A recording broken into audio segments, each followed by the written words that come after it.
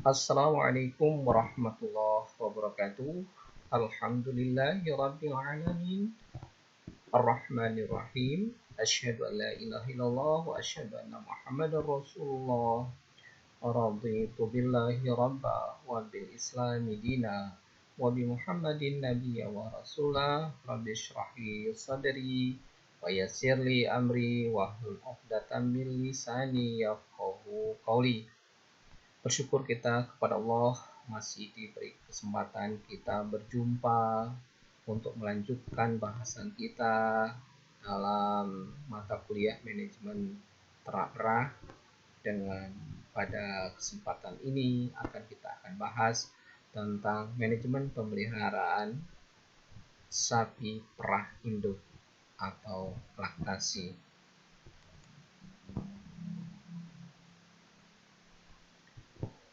Periode laktasi yaitu suatu masa di mana sapi berproduksi susu yang berlangsung selama 10 bulan. Cukup panjang ya, cukup lama. Atau sekitar 305 hari. Pada permulaan laktasi, biasanya bobot badan akan mengalami penurunan. Oleh karena itu, sebagian dari zat-zat makanan yang dibutuhkan untuk pembentukan susu diambil dari tubuh sapi. Nah, ini harus diantisipasi bagi peternak, bagi siapa saja yang mengelola peternakan sapi perah pada saat masa laktasi ini, terutama laktasi awal, itu harus diantisipasi pakannya. Bahkan benar-benar kita siapkan dengan baik, dengan mutu dan kualitas yang baik, ya, serta cukup. Ya, cukup, tidak hanya kualitasnya tetapi diberikan dalam kondisi yang cukup, ya. Sama dengan kita kalau makan misalnya, kalau kurang walaupun enak itu akan menimbulkan kekurangan kita, ya. Kemudian pada saat itu, ya, pada saat sapi itu laktasi juga mengalami kesulitan untuk memenuhi zat makanan yang dibutuhkan sebab nafsu makannya biasanya rendah. Nah, ini suatu problem yang harus kita atasi sebagai peternak atau sebagai pengelola nantinya. Kalau Anda menjadi manajer di suatu usaha peternakan sapi perah, itu harus diantisipasi. Di satu sisi tubuh ternak itu membutuhkan zat-zat makanan yang bergizi, sementara yang lain nafsu makannya rendah. Nah, ini harus pintar-pintar Anda mengelola. Bagaimana memanagenya supaya ternak itu bisa kita pertahankan, terutama di bulan laktasi awal, karena itu akan menentukan produksi susu berikutnya. Dari sejak melahirkan, produksi susu akan meningkat dengan cepat sampai mencapai puncak produksi pada 35 sampai 50 hari ya, setelah melahirkan, ya. Kurang lebih bisa mencapai, kalau kita pertahankan kualitas pakannya, itu bisa kita temui puncak laktasi itu di umur 3 bulan. Tetapi kalau misalnya pakannya tidak mendukung, itu bisa saja nanti puncak produksi itu lebih cepat, dan itu berdampak nanti kepada produksi susu secara keseluruhan. Setelah mencapai puncak produksi susu harian akan mengalami penurunan, rata-rata bisa mencapai 2,5% per minggu, ya. Cukup banyak penurunannya. Nah, kita tidak berharap hal ini terjadi pada usaha ternak kita. Lama diperah atau lama laktasi yang paling ideal adalah 305 hari atau sekitar 10 bulan. Itu yang ideal. Jadi kita berusaha untuk mempertahankan kondisi produksi si susu, ya, produksi susu itu jangan terlalu drastis penurunannya. Kalau misalnya penurunannya terlalu drastis, itu pada 10 bulan itu satu kondisi yang kurang efisien nantinya. Nah, sapi perah yang laktasinya lebih singkat atau lebih panjang dari 10 bulan akan berakibat terhadap produksi susu yang menurun pada laktasi berikutnya. Nah, ini ya, perlu Anda atau kita semua perhatikan hal ini jangan sampai terjadi pada peternakan kita. Nah, produksi susu sapi perah perlaktasi akan meningkat terus sampai periode laktasi yang keempat ya. Ada periode laktasi keempat atau pada umur 6 tahun. Kenapa? Kalau kita memang benar tepat waktu pada saat 2 tahun itu sudah kita mendapatkan produksi susu ya. Jadi nanti tahun keempat itu atau pada usia umur 6 tahun ya. Apabila sapi perah itu pada umur 2 tahun sudah melahirkan atau laktasi pertama dan setelah itu terjadi penurunan produksi susu. Selama laktasi, kesehatan dan kebersihan sapi perah harus selalu dijaga dengan baik ya. Itu tidak ada kata bahwa nanti setelah ini setelah itu ya. Karena ini berkenaan dengan produksi susu yang kita hasilkan. Ya. Kemudian pencegahan terhadap berbagai penyakit terutama mastitis harus benar-benar dapat perhatian khusus. Karena begitu kena mastitis, maka itu akan menentukan nasib ternak itu selanjutnya. Di samping produksinya akan menurun. Ya, bisa-bisa ternak yang kena mastitis itu harus dikaling atau harus dikeluarkan dari peternakan kita. Karena nanti itu biasanya ternak yang sudah kena mastitis itu bisa terjadi penurunannya akan terus menurun produksi susunya. Nah, ini tidak kita harapkan untuk usaha peternakan yang profesional. Laktasi normal sapi yang tiap tahunnya dikawinkan dan mengandung adalah selama 44 minggu atau sekitar 305 hari. Nah, perkawinan yang lebih lambat dalam periode laktasi akan memungkinkan periode laktasi lebih panjang. Nah, ini tidak kita harapkan ya. Selain itu, kita katakan bahwa umur sapi adalah suatu faktor yang mempengaruhi produksi susu yang dihasilkan.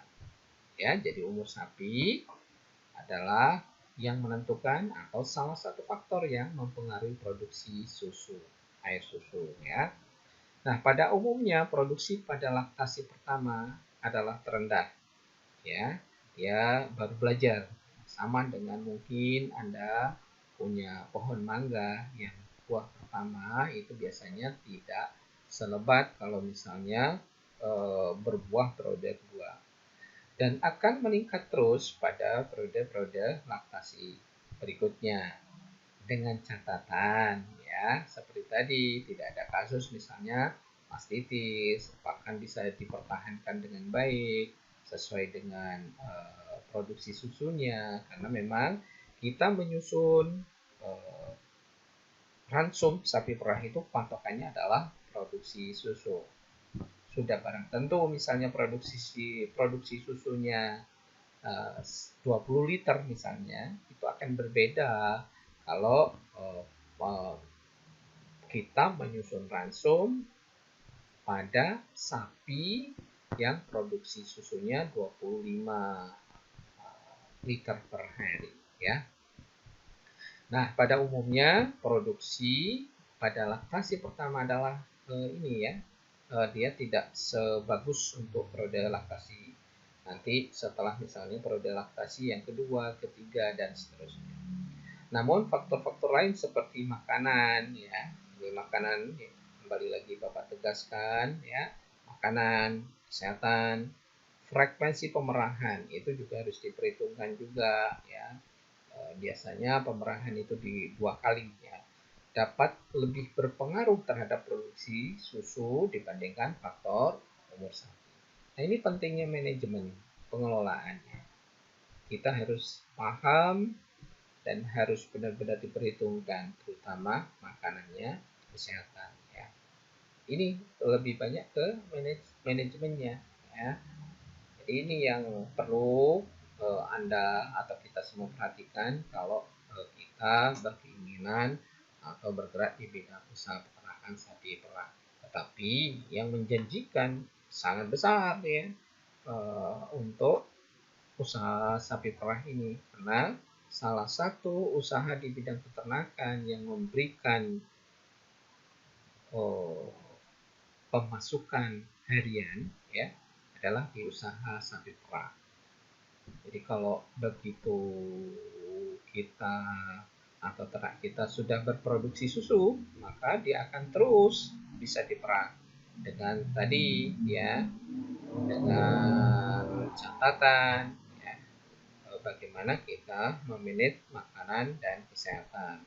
Itu harus dilakukan dengan baik. Nah, kemudian lama laktasi induk sapi perah umumnya bergantung pada keefisien reproduksi ternak sapi tersebut. Ya, misalnya ternak sapi perah yang terlambat menjadi bunting menyebabkan calving intervalnya diperpanjang, sehingga lama laktasi menjadi panjang karena induk sapi perah akan terus diperah selama sebelum terjadi kebuntingan. Nah, tidak kita inginkan lagi. Jadi nanti ini Anda baca lagi ya, apa itu calving interval, Anda nanti service periodnya ya. Nanti ya ini sangat menentukan bagaimana kita mengelola reproduksinya. Kita berharap ternak yang sudah siap dikawinkan dan dia birahi, kemudian di IB misalnya diinseminasi buatan, langsung terjadi kebuntingan. Nah, produksi susu induk sapi perah periode laktasi sangatlah bervariasi. Nah, kalau di perusahaan besar itu dikelompok-kelompokkan untuk mengelola jumlah pakan yang diberikan, gitu ya. Jadi kelompok misalnya sapi yang punya produksi kisaran 20 sampai 25 misal ya, disatukan karena nanti di dalam pemberian pakan itu akan secara masif diberikan. Biasanya kalau di perusahaan besar itu menggunakan mekanisasi, sudah pakai mobil yang bisa menempatkan pakan itu ya. Jadi biasanya kandangnya itu head to head ya, head to head, jadi ada sentral alinya di tengah, kemudian pakan itu diberikan di tengah ya. Nah, hal ini disebabkan oleh perubahan keadaan lingkungan yang umumnya bersifat temporer seperti perubahan manajemen terutama pakan, iklim dan kesehatan sapi perah. Nah, harus diwaspadai ya, kita berada di daerah tropis di mana pakan hijauan itu sering terkendala di musim kemarau. Tidak boleh misalnya ada pengurangan pemberian pakan hijauan itu di musim kemarau, dan itu akan bisa berdampak pada produksi susu dari sapi yang kita pelihara ya, sapi perah yang kita pelihara. Nah, kalau sapi potong itu kan berdampak pada produksi dagingnya, tetapi pada sapi perah yang akan turun itu adalah produksi susunya. Berikutnya ya, kondisi iklim di lokasi induk sapi perah dipelihara sangatlah dipengaruhi terhadap kesehatan dan produksi susu ya. Itu ya. Jadi suhu lingkungan yang ideal bagi ternak sapi terutama sapi perah ini adalah 15,5 derajat Celcius. Karena pada kondisi suhu tersebut pencapaiannya atau pencapaian produksi susu dapat optimal ya. Kemudian suhu kritis untuk ternak sapi perah Friesholland ini ya adalah 27 derajat Celcius. Nah, dengan kalau sekarang ya pada saat ini itu ada banyak rekayasa yang bisa dilakukan ya, untuk mengurangi dampak dari suhu yang panas ini ya. Bisa diatasi kalau misalnya perusahaan itu punya kemampuan menggunakan ini ya, pendingin, ya AC dan lain-lain. Tapi biasanya terlalu mahal. di beberapa tempat itu menggunakan kipas angin yang bisa menyemprotkan air ya, sehingga suhu itu bisa dipertahankan sedemikian rupa supaya ternak itu tidak terlalu panas dan yang mengakibatkan ternak itu menjadi stres nanti ya. Nah, apabila ternak itu stres, tidak nyaman, itu bisa mengganggu produksi susunya. Nah, ternak sapi perah Friesian Holland yang berasal dari Eropa akan berproduksi optimal apabila ya kondisi suhu lingkungannya berkisar antara 10 derajat sampai 21 derajat Celcius.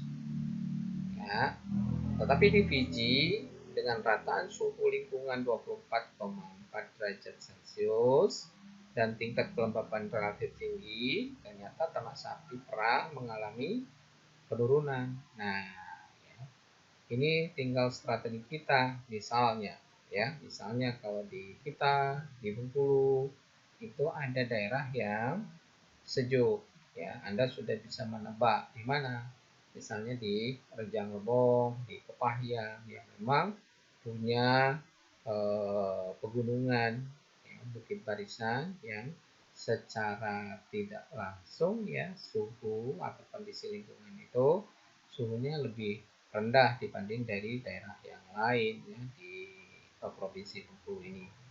Nah, ya kita harapkan ya dengan keunggulan dari lokasi, keunggulan klimat secara klimatologi di dua daerah tersebut harus bisa dimanfaatkan dengan baik ya, yang tidak didapat di tempat lain ya. Keunggulan geografis ya, potensi geografis yang bisa dimanfaatkan kalau kita pintar atau kita arif untuk memanfaatkan suhu tersebut ya, dengan membuka misalnya sentra-sentra peternakan sapi perah di sana. Itu bukan tidak ya, bisa jadi sangat menguntungkan bagi pemerintah daerah setempat. Nah, berat dan kapasitas ambing mencapai puncak pada waktu sapi berumur 6 tahun. Ya. Sudah tidak bisa tumbuh lagi ambingnya kalau sudah berumur 6 tahun. Kemudian kenaikan kemampuan menampung cairan berbeda pada tiap-tiap laktasi pertama dan kedua dan seterusnya. Ya, biasanya terjadi peningkatan. Ya. Diingat pada saat pertama laktasi, ya, laktasi pertama biasanya tidak terlalu tinggi, tetapi kedua dan seterusnya itu biasanya meningkat.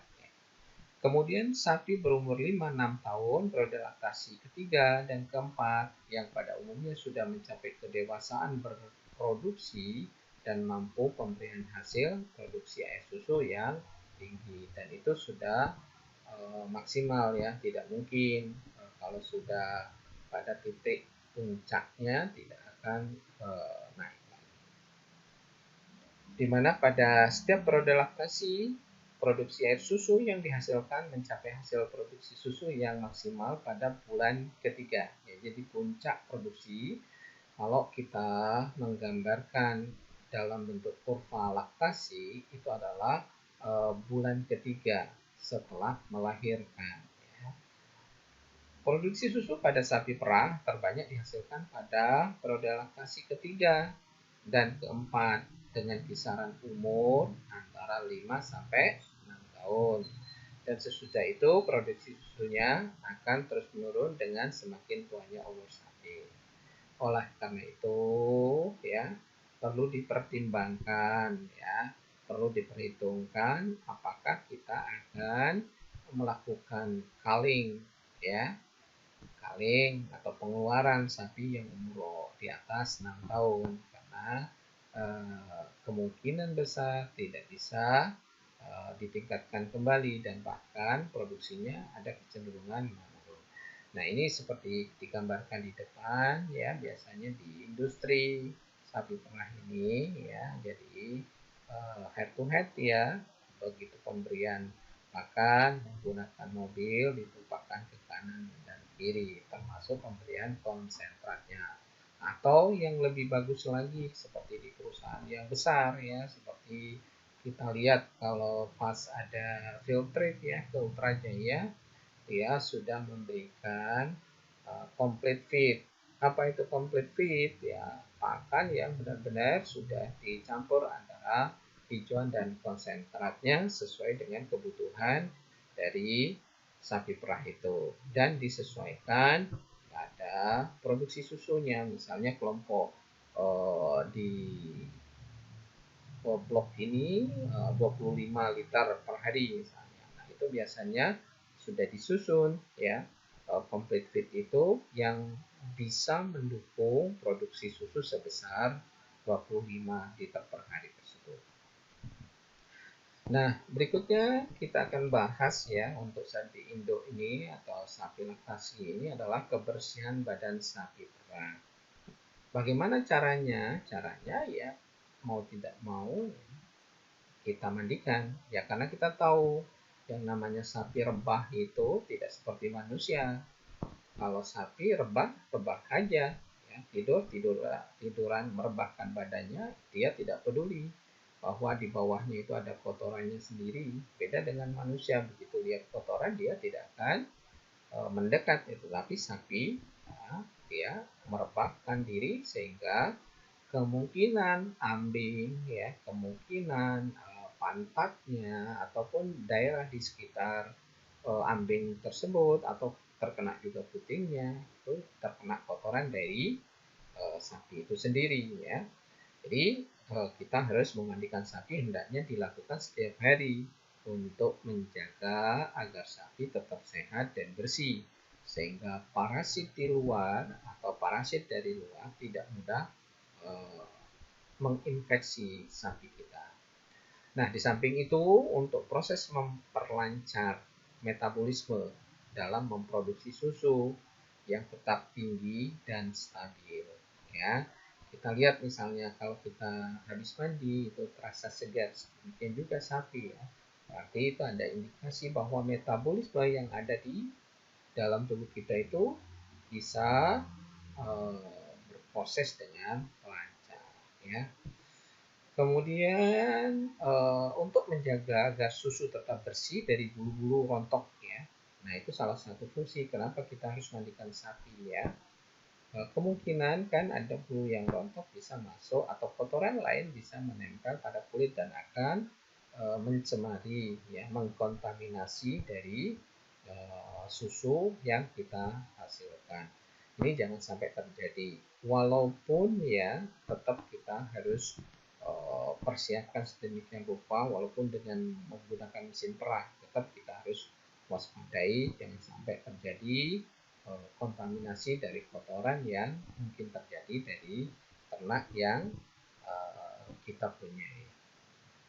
Nah, berikutnya yang harus dilakukan di dalam 5 menit ya sapi perah induk ini adalah kebersihan kandang dan peralatan. Nah, kandang harus dibersihkan setiap hari secara teratur, terutama lantai kandang dan bak makan dan bak minum. Kenapa? Jangan sampai ada jamur di situ yang bisa berdampak mengganggu kesehatan sapi. Kemudian nanti bak minumnya kotor, itu mengganggu air minumnya juga sapi. Kemudian sapi perah yang sedang laktasi memerlukan tingkat kebersihan yang lebih baik agar air susu dihasilkan mempunyai kualitas yang prima. Ya, kita tahu produksi susu itu salah satu produk yang rentan sekali ya, mudah tercemar dan mudah menyerap aroma di sekitarnya. Misalnya kalau di situ kotorannya dibiarkan, kemudian kita perah, itu bisa saja itu akan baunya mengkontaminasi bau susu tersebut ya, karena memang mudah menyerap. Kita berharap jangan sampai itu terjadi pada susu yang kita hasilkan. Nah, terutama pada waktu akan mengadakan pemerahan ya, kandang dan peralatan harus benar-benar dibersihkan terlebih dahulu, sebab air susu mudah sekali menyerap bau-bauan. Tadi sudah digambarkan. Termasuk kalau kita perah atau anak kandangnya ya, walaupun oh, dia supaya tidak BB ya, misalnya dia terlalu banyak misalnya pakai parfum juga tidak dibenarkan. Kalau BB misalnya ya mandi yang bersih sebelum melakukan pemerahan ya, supaya tidak terlalu baunya terlalu ini berdampak pada produk susu yang kita hasilkan. Oleh karena itu, diperlukan air yang cukup banyak untuk penyediaan air minum, memandikan sapi, membersihkan kandang, dan peralatan persusuan. Nah, khusus untuk industri sapi perah ini ya, itu salah satu pertimbangan yang masuk pertimbangan itu adalah ada tidak sumber sumber air yang mempunyai baku mutu yang bagus. Itu harus diupayakan. Kalau tidak bagus, mending kita pindah ke tempat yang lain. Karena itu bisa berdampak ke produk susu yang kita hasilkan. Di samping airnya cukup melimpah, itu juga kualitas airnya harus baik juga ya, dengan baku mutu yang baik. Kemudian berikutnya adalah pemberian pakan yang teratur. Frekuensi pemberian pakan setiap hari harus teratur, diberikan pada waktu yang tetap. Dia seperti juga layaknya manusia mempunyai jam biologis ya, di mana ternak itu sudah mengatur, bukan ternaknya, tubuh yang mengatur kapan biasanya waktu makan. Tidak bisa mentang-mentang kita lagi sibuk misalnya, kemudian pemberian pakannya terlambat, itu juga tidak benar ya. Ini harus diwaspadai, harus diperhatikan secara ketat ya, terutama kalau anak kandang atau yang bagian pekerja atau petugas yang memberikan pakan. Kemudian umumnya sapi dewasa yang sudah laktasi diberikan pakan konsentrat ya, dan hijauan pada waktu pagi hari ya, dan sore hari. Atau bila mana perlu diberikan tambahan ekstra pada waktu malam hari. Nah ini ya contohnya pemberian pakan tadi. Kemudian ini ada dikasih konsentratnya. Nah di beberapa tempat perusahaan yang besar ya, tidak dipisah antara sumber hijauan atau pakan seratnya dengan konsentratnya dicampur. Yang Bapak jelaskan tadi di depan itu adalah complete feed-nya ya. Oke. Kemudian yang tidak kalah pentingnya adalah untuk pemeliharaan sapi induk ini, sapi laktase ini adalah untuk menjaga kondisi tubuh agar tetap segar, dia perlu gerak badan atau exercise ya. Jadi supaya sapi tetap sehat dan kuat ya, maka dilakukan exercise tersebut ya, sebagai gerak badan di lapangan terbuka secara teratur, misalnya 2 kali setiap minggunya. Nah, ini gambarannya, misalnya kalau tidak punya lahan range atau padang pengembalaan ya disiapkan ya tempat terbuka supaya ternak tersebut bisa jalan-jalan ya, dan bisa terkena sinar matahari tentunya. Tujuannya apa? Agar supaya sirkulasi darah dalam tubuh itu mengalir dengan lancar dan organ-organ tubuh dapat berfungsi secara normal, serta otot-otot atau urat daging dapat berkembang dengan baik. Nah, gerak badan sapi dapat dilakukan pada pagi hari misalnya ya, selama kurang lebih 1-2 jam per hari, dengan cara melepas sapi di lapangan terbuka sehingga sapi dapat berlari-lari, berjalan dan merumput dan mendapatkan sinar matahari yang baik. Nih, seperti ini. Idealnya seperti ini ya, ada range-nya, ada lapangan pasture-nya atau padang pengembalaannya. Nah, itu akan lebih sehat bagi sapi ya. Nah, berikutnya tidak hanya manusia, manikur pedikur ya. Nah, sapi perah ini juga perlu perawatan kuku. Nah, pemeliharaan kuku ini perlu mendapat perhatian yang serius. terutama pada sapi yang dipelihara di dalam kandang terus-menerus. Ya. Kebanyakan pemeliharaan di Indonesia itu sapi perah itu dipelihara di dalam kandang terus-menerus.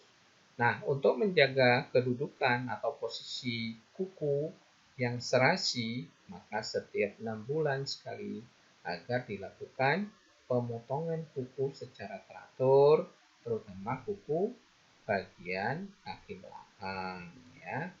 Kemudian pemotongan kuku dilakukan dengan bisa menggunakan dengan alat khusus ya, pisau pemotong ya, pemotong kuku tentunya dan beberapa alat lainnya misalnya kikir, tata, ya, palu dan lain-lain.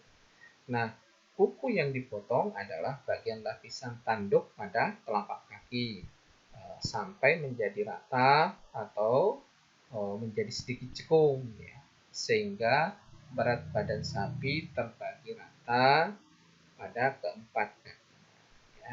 Jangan seperti ini ya, ini kelihatan rata dia, tapi jangan sampai seperti ini ya, ngengkang, jadi tidak proporsional ya. Oke.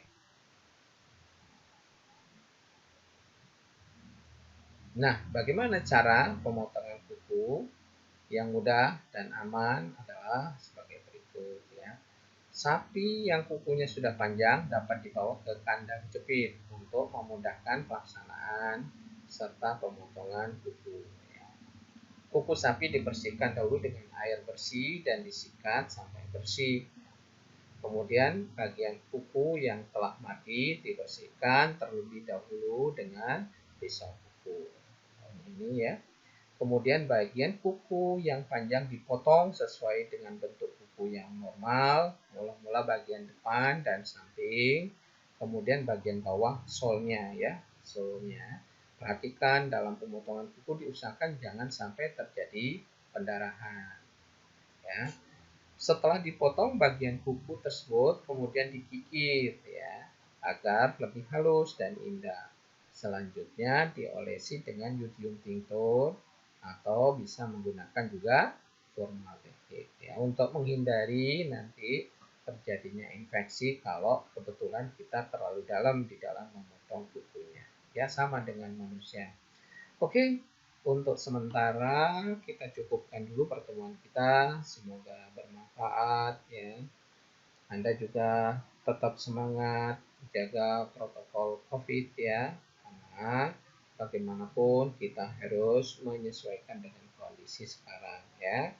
Jaga jarak, cuci tangan yang bersih, pakai masker, dan mudah-mudahan kita selalu diberi kesehatan, termasuk keluarga Anda semua di mana saja Anda berada. Nasrun minallah wa fathun qarib. Wassalamualaikum warahmatullahi wabarakatuh.